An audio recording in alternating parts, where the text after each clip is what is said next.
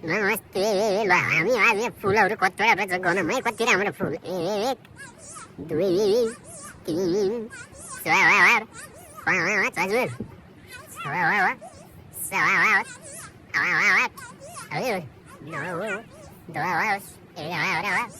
12 13 14 15 16 17 18 19 हजुर 20 21 22 हजुर हजुर 23 24 वटा रहेछ 25 भन्छ म जाने अब 25 वटा फुलहरू त कति राम्रो आजको दिन पनि कति राम्रो छ फेरि ल